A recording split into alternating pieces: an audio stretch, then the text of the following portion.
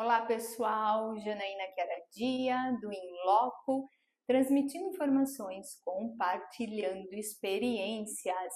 O primeiro episódio do Dr. Inloco não poderia ser com alguém menos importante do que o Dr. Reitan Ribeiro, que está aqui conosco hoje. Vocês vão poder aproveitar pelo menos um pouco da experiência pessoal, profissional, acadêmica. Então não percam cada detalhe desse vídeo. Dr. Reitan, muito obrigada por ter aceitado, Obrigado a esse vocês. convite. É um prazer estar aqui conversar um pouquinho. Uma honra. Obrigado. Eu que agradeço porque, olha, já vou dar um spoiler. Eu acabei conhecendo um pouco mais dessa parte profissional do Dr. Reitan e é simplesmente sensacional.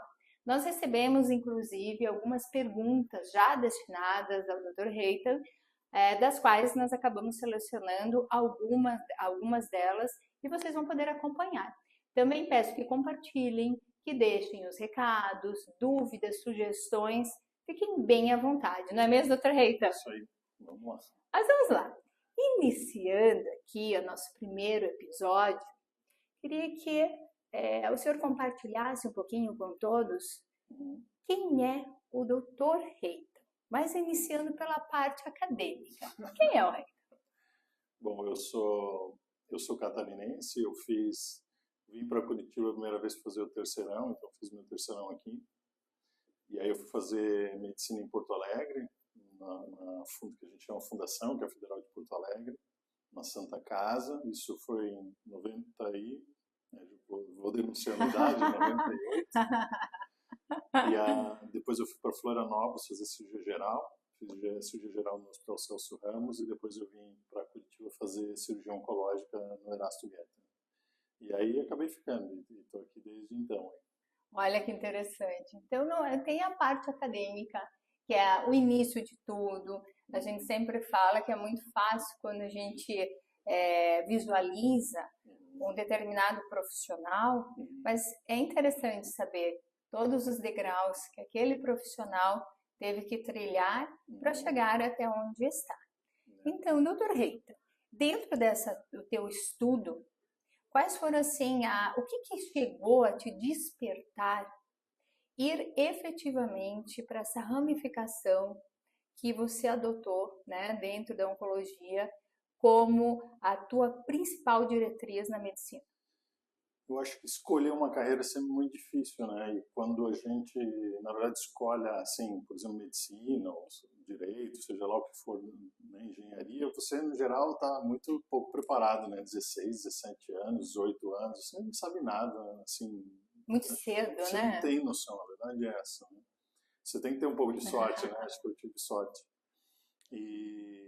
Mas dentro da faculdade de medicina você começa a entender como é que as coisas funcionam. Mas eu diria assim, até você terminar a faculdade, por mais que você olhe uma especialidade, você não sabe como é que é o dia a dia dela de verdade, Sim. porque você está num ambiente, no geral, de hospital, super protegido, sem nenhuma prática assim de vida real, digamos assim, sozinho e tal. E aí, mas eu gostava muito de cirurgia e eu fui fazer cirurgia geral, então esse é um tranquilo de escolher, e durante a cirurgia geral é que eu comecei a tomar assim, conhecimento de todas as ramificações da cirurgia. E aí tem umas que você tem mais afinidade, outras menos, né? E aí tem sempre aquelas mais sedutoras, né? Vou fazer, né, cirurgia plástica, vou fazer alguma coisa assim mais hype, né, e tal. Mas durante a cirurgia geral também, o que eu via é que eu gostava muito de atender assim doentes, gente que precisavam que passavam por situações difíceis e que tinham situações super desafiadoras. E aí dentro da cirurgia, certamente a oncologia é uma dessas áreas, assim, né? Todas elas têm suas áreas super desafiadoras, né? Você pode fazer cirurgia plástica e só trabalhar com reconstrução. Tipo, você pode fazer cirurgia do trauma, tem tanta coisa.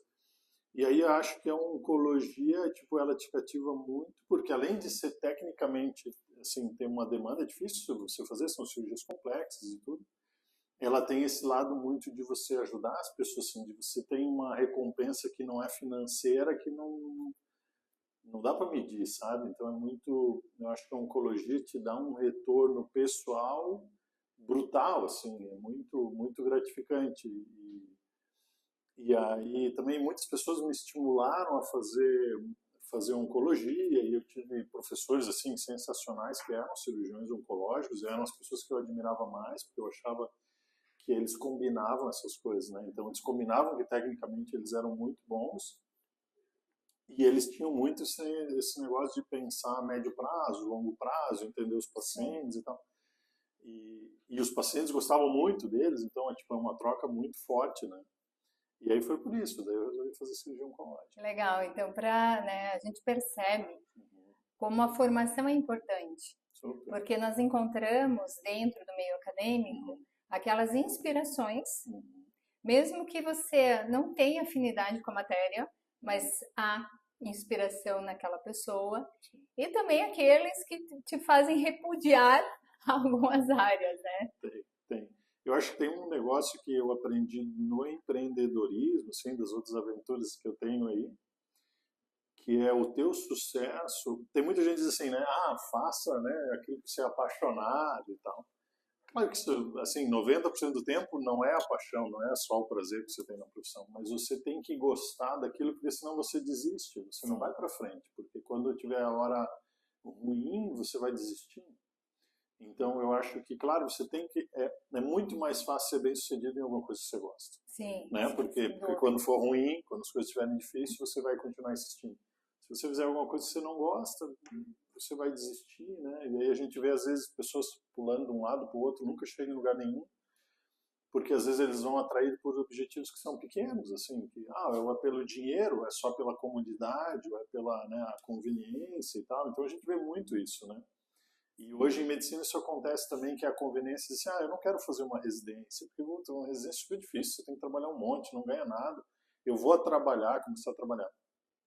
Isso é conveniente, né? Sim. Você começa a ganhar mais cedo, você não tem mais 6 anos de residência, porque hoje em dia a maioria das pessoas vai fazer 6 anos. Ganhando pouco, trabalhando de noite, dormindo fora de casa e tal. E aí, depois de um tempo, você descobre que aquilo ali não te preenche, né? Então, a formação é fundamental, não tem como escapar disso. Eu acho que a gente está numa janela, eu acho que muita gente vai descobrir isso e talvez sofra um pouco porque vai perder um tempo precioso correndo atrás do dinheiro. É a visão. Eu vejo que é a visão que cada profissional pode ter. Eu também, até julho desse ano, estava dentro da sala de aula, bem ativa, desde 2007. Com a Inloco agora e com tudo que a gente está programando, é que eu pedi um pouquinho do afastamento. Mas, de toda forma, essa motivação, esse olhar diferenciado vai diferenciar aquele profissional também. Se você enxerga ali no começo, você na área no início ali da tua residência, da tua formação, já enxergou algo diferenciado. Ou seja, não é só o dinheiro que tem que te motivar.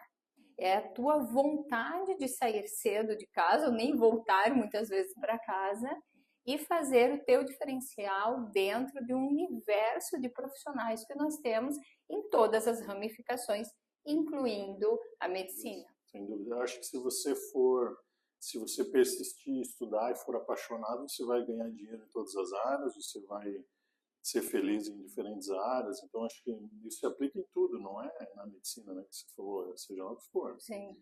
E isso aí tem que ter um pouco de paixão. Assim. E aí, quando você foca no dinheiro, eu acho que você está correndo um sério risco aí de ser uma pessoa infeliz ou de não estar satisfeito com a tua profissão. Até porque dinheiro sempre tem alguém ganhando mais. Né? Então você sempre vai olhar e é um correr atrás do próprio rabo. Você nunca chega, né? O dinheiro nunca é suficiente. Se você tiver como objetivo o dinheiro, não vai chegar nunca, né? Nós já vamos falar um pouquinho mais sobre a parte médica do Dr. Reitan. Mas, como nós estávamos falando agora, além da parte dedicada ao profissionalismo da oncologia, ele também se destina aos estudos e a sala de aula como um bom professor. Como que foi essa trajetória ou como está sendo, né? Eu gosto muito de ensinar. Eu diria assim que ao longo do tempo a minha paixão pelo ensino não mudou. Talvez o que mudou foi um pouquinho a paciência. Normal, né? Normal.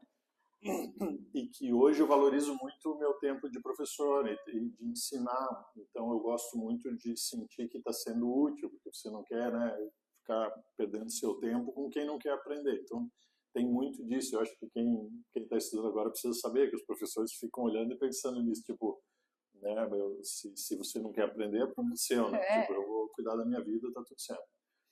E eu tenho uma parte acadêmica assim relativamente importante desde sempre, porque eu entendia também que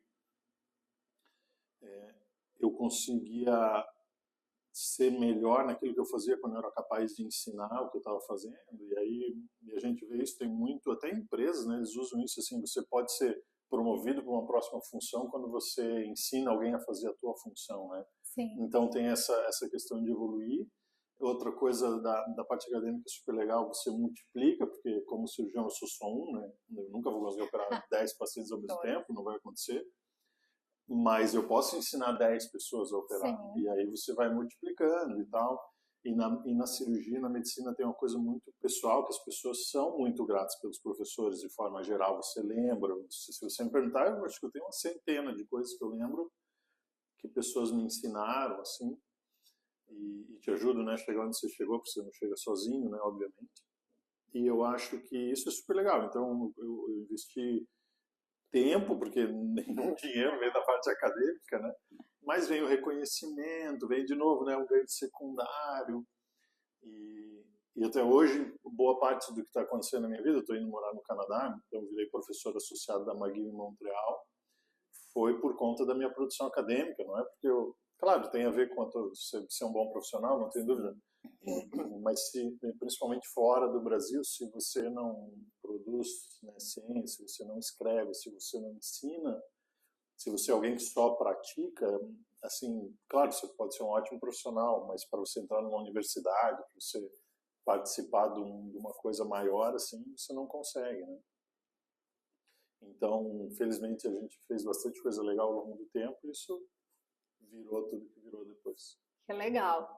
E ainda complementando esse bloco, essa parte da entrevista com o Dr. Heitor, algo também que desperta a curiosidade e é um diferencial, é o gosto e a procura pela tecnologia e inteligência artificial dentro dessa tua ramificação de profissão. É engraçado porque você sempre... A gente não é... se a gente quer se manter relevante e você precisa se atualizar e você precisa incorporar, enfim, tecnologia. E aí, quando a gente pensa em...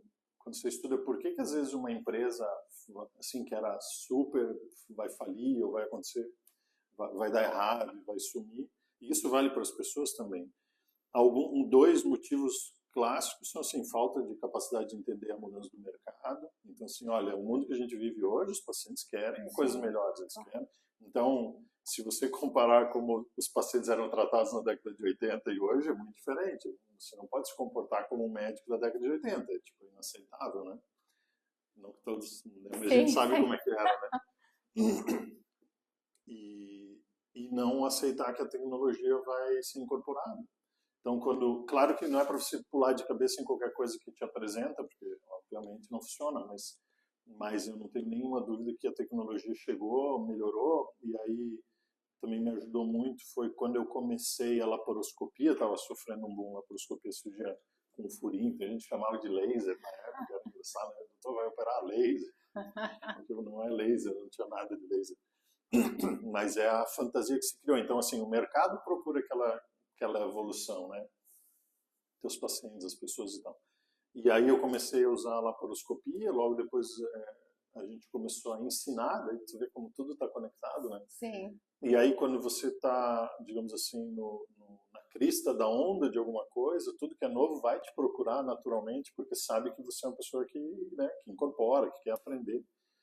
E aí dentro disso, quando chegou a cirurgia robótica no Paraná, chegou no Erasto, já deve estar quase com 10 anos, não, 10 anos talvez não tanto, mas já tem 7, 8 anos. Eu dei a sorte também, de novo, a sorte junto, né, de estar no Erasto quando chegou o robô, e aí incorporar a cirurgia robótica, foi meio que natural, porque eu estava fazendo laparoscopia, era uma evolução, então eu incorporei, a gente passou a fazer robótica. Mas isso é uma das coisas, porque em torno disso, sim, teve tanta novidade, tanta coisa que aconteceu, e teve coisas que vieram e foram, né? Então, por exemplo, teve uma época que a gente já tem quase 10 anos isso, a gente queria, porque queria fazer cirurgia por uma incisãozinha única, entrar com todas as pinças e parecia maravilhoso, porque a parte estética era sensacional, você entrava no umbigo com 3 furinhos e fazia cirurgia. Uau. Mas era um inferno para operar os pacientes. Tipo, as cirurgias demoravam. Então, assim, no fundo, talvez você estivesse ajudando na parte estética, mas você não estava ajudando o paciente, né? Quando você, sei lá, uma cirurgia que você faz em 1 hora, você leva 3, é ruim, né? Você não está ajudando. Então, mas foi um negócio que teve, né? O hype teve aquele momento. Então, esse tipo de... E daí depois a gente parou, porque logo viu assim, é muito legal eu falar disso, mas não é legal para oferecer para os pacientes. E aí a gente meio voltou atrás. Isso aconteceu com várias outras coisas que vieram e foram, assim. Então, eu acho que sim, você tem que se manter assim, relevante, tem que incorporar. E agora o que tem hoje é o hype é a inteligência artificial, né? Uhum. E eu não tenho nenhuma dúvida que se eu digo para você, é muito mais difícil dirigir daqui até, sei lá, um bairro aqui a 5 quilômetros do que fazer uma cirurgia simples. Então eu tenho certeza que os robôs vão fazer. Nenhuma dúvida. É um caminho sem volta, não tem né? volta. Claro que ainda não chegou lá, mas já está acontecendo. A gente já tem pesquisa, por exemplo, fazendo ponto em intestino de porco, que você olha a costura e a do robô é melhor que a do tipo de um cirurgião experiente. Claro, porque ela é absolutamente perfeita, assim. Só que os passos para chegar lá, né, tipo, você tem que abrir o paciente, você tem que fazer, tipo, o robô não consegue completar toda a tarefa. Mas aos pouquinhos você vai juntando as coisas e o robô vai operar, assim, não tem a menor dúvida, isso vai chegar. E você tem que estar preparado, né? Claro que sempre vai ter o profissional, né, nos bastidores, tendo que alimentar, tendo que fomentar informações, tem que delinear. É o que eu vejo também na área do direito, na área do marketing. Aquela vez nós até comentamos o próprio podcast que estamos fazendo aqui. Tudo será possível via inteligência artificial. Contudo, tem que ter um profissional que esteja preparado para essa inteligência artificial e que possa alimentar, possa mover esse universo. Então, esse profissional, assim como a gente vê na tua dedicação, na tua busca pelo melhor da inteligência artificial, e nós já vamos conversar um pouquinho mais com ele sobre isso, esse profissional, ele vai saber fazer aquele diferencial que nós estávamos comentando anteriormente. Não tenho a menor dúvida. Lógico, para você atingir essas coisas, você ainda vai passar pela criatividade do ser humano. Eu acho que ainda é uma coisa que vai demorar o robô a substituir, né?